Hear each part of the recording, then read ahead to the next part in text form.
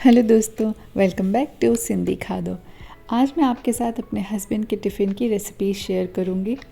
तो चलिए टाइम को ज़्यादा वेस्ट नहीं करते और फटाफट से टिफ़िन की सारी रेसिपीज़ बनाना शुरू करते हैं। तो यहाँ पे मैं सबसे पहले सब्ज़ी में बना रही हूँ आलू की सब्ज़ी, जिसके लिए यहाँ पे मैंने तेल गरम कर लिया है एक कढ़ाई में और उसमें मैंने ऐड कर लिया है राई, जीरा, थोड़ी सी हींग और कुछ कड़ी पत्ते। अब मैं यहाँ पे टमाटो प्यूरी डाल रही हूँ और बस इसमें अब मसाले ऐड कर लेंगे। हम सारे मसालों में हम डालेंगे नमक, हल्दी पाउडर, लाल मिर्च का पाउडर, धनिया पाउडर और मैं यहाँ पे ना थोड़ा सा गरम मसाला भी ऐड कर रही हूँ, जिससे कि बहुत ही बढ़िया इसका टेस्ट आने वाला है। तो बस सारे मसाले ऐड करने के बाद हम इन्हें अच्छे से चला लेंगे, अच्छे से मिक्स कर लेना है हमें। और फिर हम इसमें डाल देंगे बॉईल किए हुए आलू, जिन्हें मैंने ना बड़े बड़े टुकड़ों में कट कर लिया है इस तरह से। तो वो इसमें डाल देंगे ताकि ये जो सारा मसालों टमाटर वगैरह का फ्लेवर है ना अच्छे से उसमें आ जाए। और एक छोटा सा आलू मैं इस तरह से हाथ से मैश करके भी डाल रही हूँ, जिससे कि ग्रेवी में ना गाढ़ापन आएगा।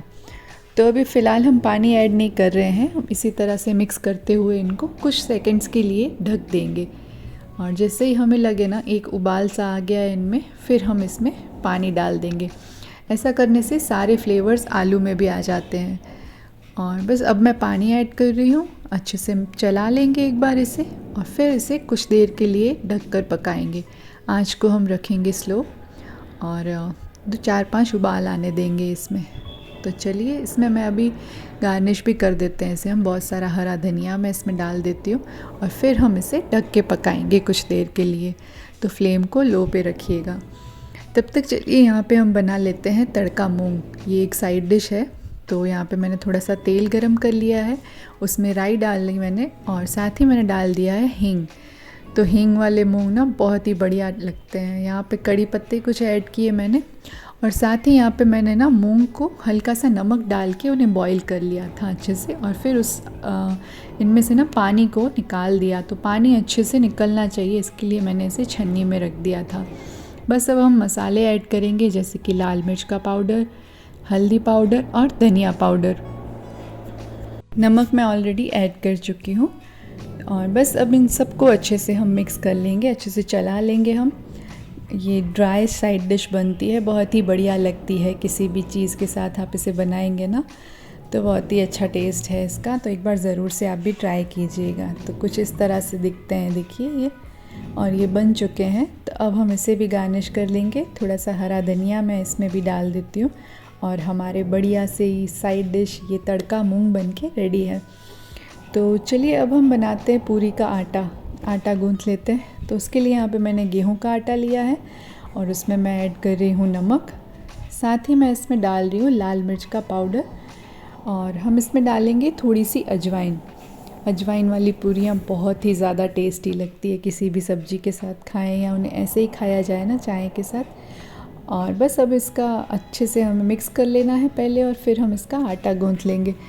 आपने देखा होगा मैंने यहाँ पे कोई भी तेल या मोयन के लिए कुछ भी घी वगैरह इसमें नहीं डाला है।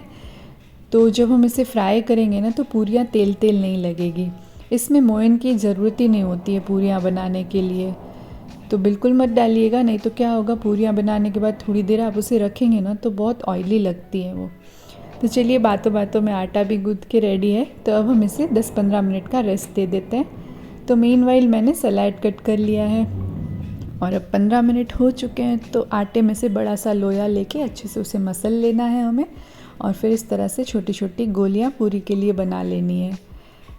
तो बस चलिए अब पूरियों को बेल लेते हैं। मैं यूजुअली ना रोटी ही देती हूँ, लेकिन आज ये आलू की सब्ज़ी थी ना तो इसके साथ मुझे लगा कि पूरी बनाती हूँ। बहुत ही बढ़िया टेस्ट आता है ना आलू की सब्ज़ी और पूरी का। तो तेल यहाँ पे गरम हो चुका है, तो चलिए पूरियों को फ्राई करते हैं। आटा अच्छे से गूंथा हुआ हो और अच्छे से बेली हुई हो ना पूरियाँ, तो बहुत ही बढ़िया फूली फूली हमारी पूरियाँ बनती है। तो देखिए बहुत ही अच्छे से हमारी पूरियाँ भी फूल रही है। तो इसी तरह से सारी पूरियों को हम फ्राई कर लेंगे।